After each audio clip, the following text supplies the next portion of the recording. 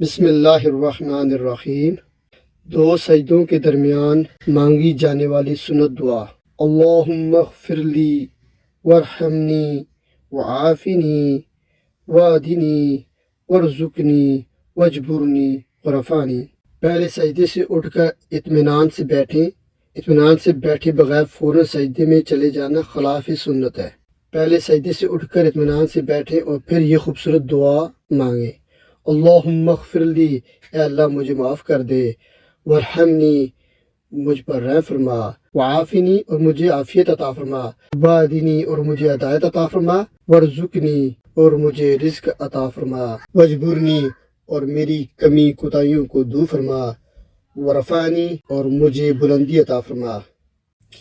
ماشاء اللہ، کتنی خوبصورت دعا ہے۔ سب پریشانیوں کا حل اس میں اللہ پاک نے رکھا ہوا ہے۔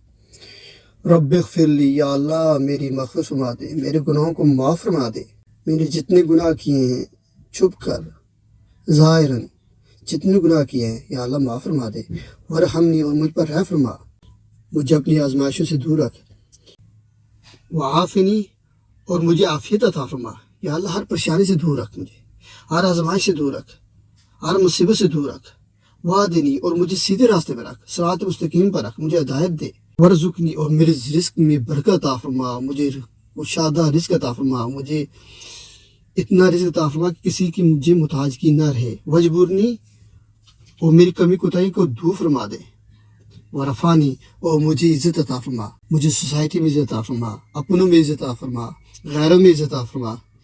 سبحان اللہ، کتنی خوبصورت دعا ہے۔ اگر ہم اس دعا کی پابندی کریں اپنی نمازوں میں، چھوٹی سی دعا ہے لیکن تمام مسائل کا حل اس میں موجود ہے۔ آج کا ہر دوسرا بندہ پریشان ہے، صحت کے پرابلمز ہیں، رزق کے پرابلمز ہیں، اور یہ کہا جاتا ہے کہ سوسائٹی میں میری عزت نہیں ہے۔